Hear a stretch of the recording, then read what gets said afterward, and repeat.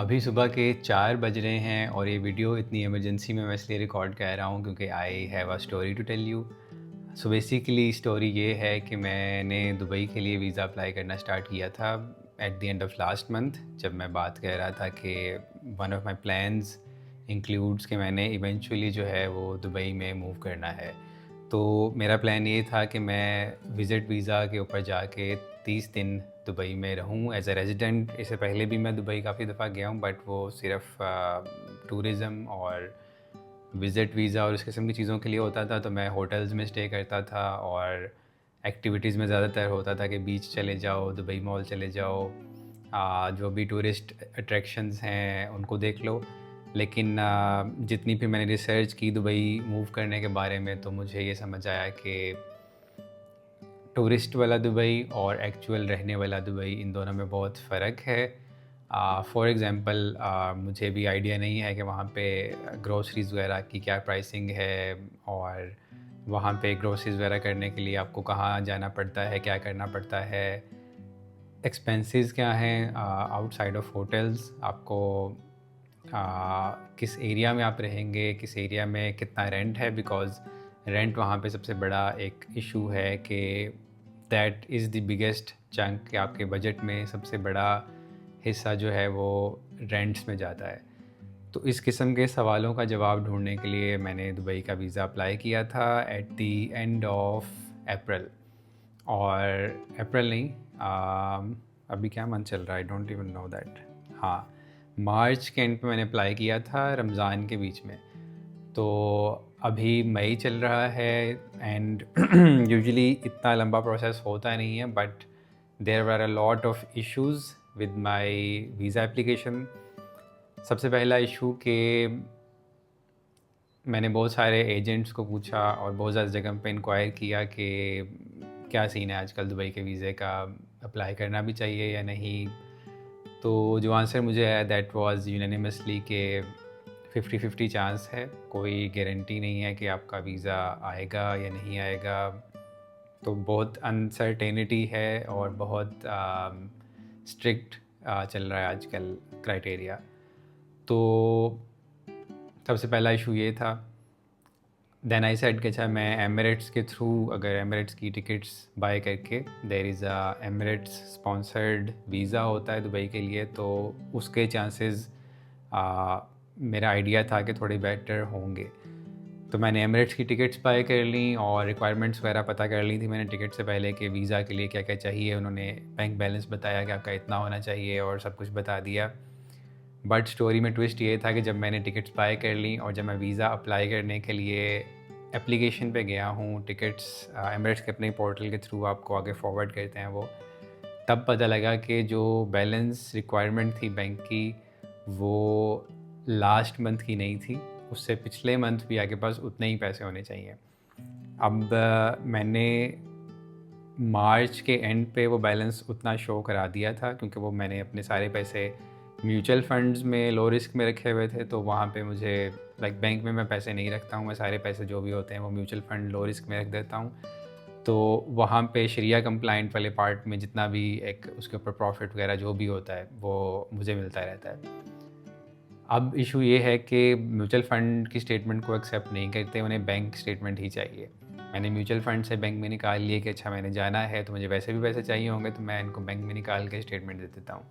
But issue ये हुआ कि दे रिजेक्टेड दैट स्टेटमेंट क्योंकि उसमें सिर्फ मार्च के एंड पे उतना बैलेंस था, फरवरी के एंड पे उतना बैलेंस नहीं था। पहले तो यहाँ पे बात फंस गई। उसके अलावा थोड़ा सा इशू ये भी था कि इसी साल के जनवरी में HBL ने फॉर सम इंटरनल रीज़न्स जो मेरा बैंक अकाउंट था उसको उन्होंने सेविंग से कन्वर्ट कर दिया था इनटू करंट अकाउंट, कि आपका इस्लामिक बैंक अकाउंट है और हम ये जो आपका फ्रीडम सेविंग था इसको हम ख़त्म कर रहे हैं और अब इसकी जगह सिर्फ एक करंट अकाउंट होगा। For what ever reason they change the type of the account. उससे इशू ये हुआ कि जब मैंने बैंक स्टेटमेंट भी निकलवाई थी तो वो 2 हिस्सों में निकल रही थी। अब रेदर देन के 6 महीनों की स्टेटमेंट एक साथ निकल आए, वो 2 टूटे हुए हिस्सों में निकल रही थी। दूसरा इशू, जो मेरा सेविंग्स वाले अकाउंट की स्टेटमेंट थी उसके बैंक अकाउंट नंबर में 3 से स्टार्ट हो रहा था वो, और जो मेरा नया बैंक अकाउंट नंबर था वो 7 से स्टार्ट हो रहा था। इवन दो मेरा बैंक अकाउंट नंबर पहले भी 7 से ही स्टार्ट होता था, लेकिन फॉर सम इंटरनल रीजंस उन्होंने जो है पुराना जो हिस्ट्री थी उसका उन्होंने बैंक अकाउंट नंबर चेंज कर दिया और वो 3 से एक्सेस हो रहा था। स्टेटमेंट तो निकल आई, लेकिन ऑफ कोर्स अब 2 अलग अलग स्टेटमेंट्स निकल रही हैं। एक में मेरा बैंक अकाउंट 3 से स्टार्ट हो रहा है, एक में 7 से स्टार्ट हो रहा है, बाकी सारे नंबर्स और सब कुछ सेम है। तो मुझे ये भी इशू था क्योंकि ऑब्वियसली उनको सिंगल बैंक अकाउंट की 6 महीने की स्टेटमेंट चाहिए थी, तो यहाँ पे भी मसला आ रहा था। मैंने टिकट्स ले ली हुई थी और मेरी फ़्लाइट थी 7 मई की, और क्योंकि मेरे पास इतना टाइम नहीं था कि मैं अप्रैल की स्टेटमेंट का भी एंड का वेट करूं और फिर उनको जमा कराऊं, जो कि इवेंचुअली करना मुझे यही पड़ा। बट बहुत ज़्यादा टाइट काम हो गया था कि, लेकिन यहाँ पे भी एक और मसला था कि 1 मई को छुट्टी होती है जो आपका लेबर डे की, तो वो एक बैंकिंग हॉलीडे था। अब जब मुझे ये चीज़ याद नहीं थी, तो मैं बेसिकली 2 अप्रैल को बैंक में गया और उनसे मैंने कहा कि मुझे 30 अप्रैल जो क्लोजिंग बैलेंस है मंथ एंड का, मुझे उसकी स्टेटमेंट दे दें। एंड दे टोल्ड मी कि 2 वर्किंग डेज़ पीछे की निकलती है, विच आई न्यू ऑलरेडी कि इस तरह का सीन है। आई डोंट नो कि ऐसा होता ही क्यों है पाकिस्तान के मसले। खैर मे बी इट्स ग्लोबल, मुझे नहीं पता। If some of you know तो आप कमेंट्स में मुझे बता सकते हैं कि ये सारा ऐसे ही चलता है बैंकिंग सिस्टम और नॉट। बट अब मैं बैंक में बैठा हुआ हूँ and the guy is telling me कि आपको सिर्फ 29 तारीख तक की स्टेटमेंट मिल सकती है, 30 की आपको नहीं मिलेगी। और एमिरेट्स वाले बड़ा क्लियरली कह रहे हैं, जो उन्होंने मुझे, हाँ यहाँ पे एक और चीज़ भी है कि उन्होंने मुझे एक्सटेंशन भी दी थी। Usually when you submit the application all the documents and everything, तो वो आपको 5 दिन देते हैं कि आपका कोई मिसिंग डॉक्यूमेंट हो जिसमें बैंक स्टेटमेंट देनी थी मैंने उनको, क्योंकि वो अटैच नहीं हो रही थी उनकी एप्लीकेशन में डायरेक्टली। तो मेरे पास 5 दिन थे सबमिट करने के लिए उसको, और वो 5 दिन जो हैं वो अप्रैल के एंड से पहले ही ख़त्म हो रहे थे। तो वो भी बहुत ज़्यादा बैक एंड फोर्थ थी उनके साथ कि मुझे एक्सटेंशन दे दें इसमें, 5 दिन के अंदर एप्लीकेशन जो ऑटोमेटिकली ख़त्म हो जाएगी। तो मैं आपको अप्रैल के एंड की स्टेटमेंट दे देता हूँ, आप मुझे 3-4 मई तक का टाइम दें ताकि मैं बैंक जाके अपनी स्टेटमेंट निकलवा सकूँ। एक्सटेंशन तो उन्होंने दे दी, लेकिन अगेन क्योंकि मेरी फ़्लाइट 7 तारीख को है और मैं अभी अप्रैल की statement, like I had to do it as early as possible. तो 2 मई को अब मैं बैंक में बैठा हुआ था और मुझे 30 अप्रैल की स्टेटमेंट नहीं मिल रही थी। लकीली जो वहाँ पे ऑपरेशन मैनेजर था, ही टोल्ड मी कि आप ऐसा करें कि अपने मोबाइल ऐप से जो PDF डाउनलोड होती है वो डाउनलोड कर लें। अब अगेन मोबाइल बैंक जो ऐप है वो मुझे सिर्फ 60 दिन की स्टेटमेंट की एक्सेस देता है, वो मुझे सारे 6 महीनों की नहीं देता कि मैं वो एक सिंगल स्टेटमेंट उनसे कहूँ कि आप मुझे ये प्रिंट कर दें। तो अब ऑलरेडी मेरी स्टेटमेंट 2 हिस्सों में डिवाइडेड है और अब मुझे तीसरा हिस्सा भी उसका एक जनरेट करना पड़ा, विच वॉज के मोबाइल ऐप की जनरेटेड जो स्टेटमेंट होती है उसकी PDF का प्रिंट लेके और उसको बैंक से साइन इन स्टैम्प करवाया। तो अब मेरी स्टेटमेंट 3 हिस्सों में अलग अलग थी जो मुझे सबमिट करवानी थी, जो कि मेरे अपने स्टैंडर्ड्स के मुताबिक was not the right way to go about it.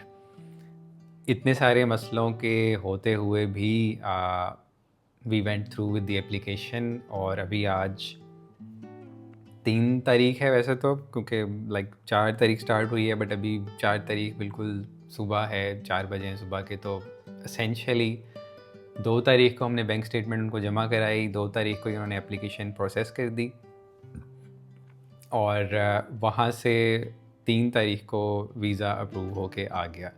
लेकिन it was such a long and lengthy process, और बीच में इतनी ज़्यादा अनसर्टेनिटी कि वीज़े नहीं लग रहे, ये मसला है वो मसला है, मेरी बैंक स्टेटमेंट का इशू था, फिर बीच में लेबर डे का इशू आ गया, एंड लाइक जो भी जितना भी गलत हो सकता था सब गलत था। बट अल्हम्दुलिल्लाह दुबई का वीज़ा अब आ गया हुआ है and I will be travelling on the 7th to Dubai. And मेरा इरादा ये है कि मैं वहाँ जाके जो एक अपनी एक्सप्लोरेशन भी कर रहा हूँ, साथ के साथ मैं daily life kind of videos को रिकॉर्ड करके भी इसी चैनल पे शेयर करता जाऊँगा। यहाँ पे लर्निंग की बहुत सारी चीज़ें थी, उनको भी मैं यहाँ पे वीडियो में ही नोट कर देता हूँ, ताकि हो सकता है it might help you as well. सबसे पहली चीज़ जो मैंने सीखी दैट वाज़ कि जो आपकी रिक्वायरमेंट्स हैं उनको, इशू ये था कि मैंने VFS वाले जो एमिरेट्स स्पॉन्सर करते हैं ऑनलाइन वीज़ा आपके लिए अप्लाई, उनको मैंने ईमेल की तो they were not replying in the best possible way, और उनकी रिक्वायरमेंट्स भी कहीं क्लियरली उनकी वेबसाइट वगैरह पे कहीं पे मेंशन नहीं थी। दूसरी गलती मैंने यही की कि पाकिस्तान में उनके जो पार्टनर्स हैं वो अमेरिकन एक्सप्रेस ग्रुप था। वहाँ पे उनके मैनेजर से लास्ट टाइम मैंने जब दुबई का वीज़ा अप्लाई किया था तब मेरी बात हुई थी, तो मैंने मैनेजर को व्हाट्सएप करके रिक्वायरमेंट्स पूछी और मैनेजर ने सिर्फ ये बताया कि लास्ट 1 मंथ में बैलेंस इतना होना चाहिए। यहाँ पे गलती ये थी कि मुझे बड़ा क्लियरली रिक्वायरमेंट्स पहले पूछ लेनी चाहिए थी, टिकट लेने से पहले भी, और ऑफ कोर्स वीज़ा अप्लाई करने से पहले तो फिर पता लग ही जाता है। रिक्वायरमेंट्स पहले पता होनी चाहिए। VFS को मैं ईमेल करके कह सकता था कि पाकिस्तान से दुबई जा रहा हूँ, तो जो जो रिक्वायरमेंट्स हैं मुझे सब की डिटेल बता दें। ये कंफर्म करना ज़रूरी था पहले। दूसरे नंबर पे AEG को, जो मैंने जिस इंसान से मेरी पहले बात हो रही थी मैनेजर से, इट वाज़ बेटर कि उनकी मैं हेल्पलाइन पे कॉल करता और उनकी हेल्पलाइन से मैं पूछता कि इस तरह से मैंने ये मेरिट स्पॉन्सर्ड वाला वीज़ा अप्लाई करना है, तो इसकी रिक्वायरमेंट्स क्या हैं।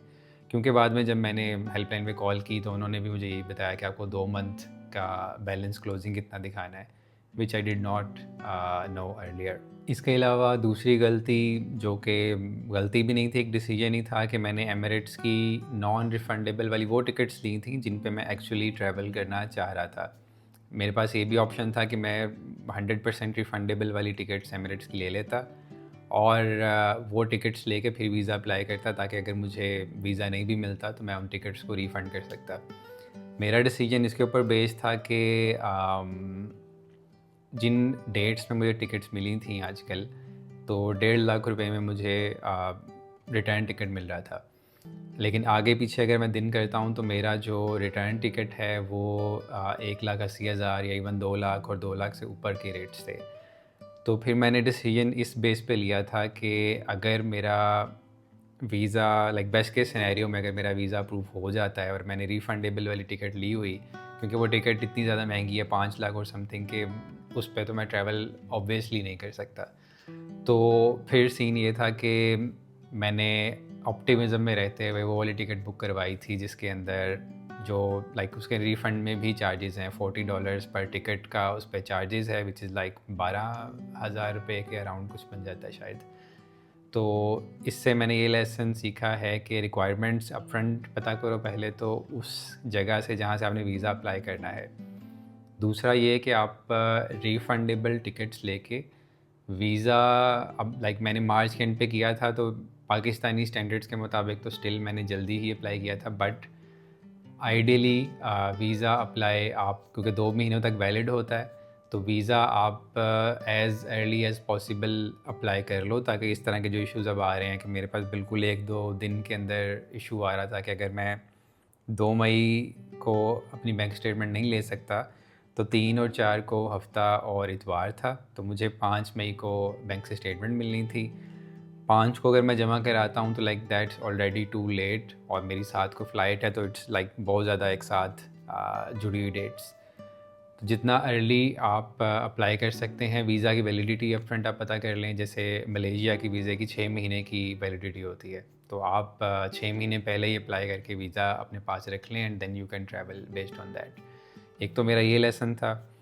दूसरा मेरा इसमें lesson on a spiritual level था कि जितनी मैंने इश्यूज़ और ये सब कुछ बताया है, तो जब मैं अप्लाई कर भी रहा था बिल्कुल स्टार्ट में, इतना तो मुझे तब भी आइडिया था कि मेरे बैंक अकाउंट में नंबर चेंज हो रहा है, तो यहाँ पे आके मसला बनेगा कि सिंगल बैंक अकाउंट, लाइक मेरा सीन ये है कि जो रिक्वायरमेंट्स लिखी होती हैं, आई मेक श्योर कि उसमें एक एक चीज़ जो है वो टिक ऑफ हो रही हो। I do not like leaving things to chance, के कर लेते हैं फिर देखेंगे, because that's just not who I am. तो आई फॉरगॉट मैं कह क्या रहा था, because it's like too late और नींद में भी हूँ मैं। हाँ, आई वॉज टॉकिंग अबाउट के स्पिरिचुअल लेसन भी थे इसमें।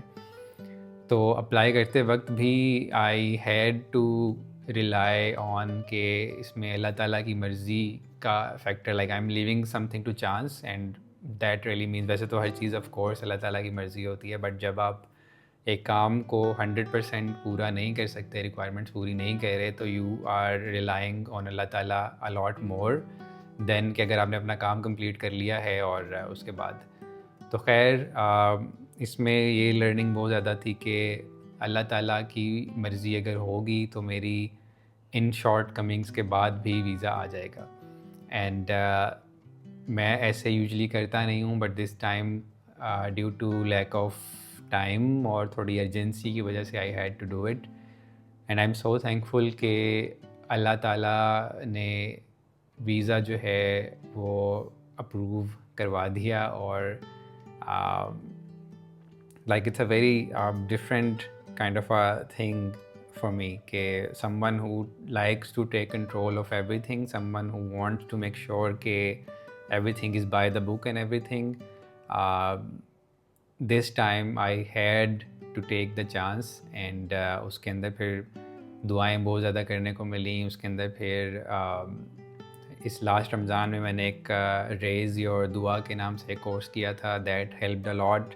उसमें like the whole course was about कि अल्लाह ताला से आपने दुआ कैसे करनी है, और आपको अल्लाह ताला से डिलूजनल दुआएं भी मांगनी चाहिए कि जो आपको लगता है कि तो पॉसिबल नहीं है, लाइक इंसानों की लिमिटेशन से बाहर निकल के अल्लाह ताला से मांगना चाहिए।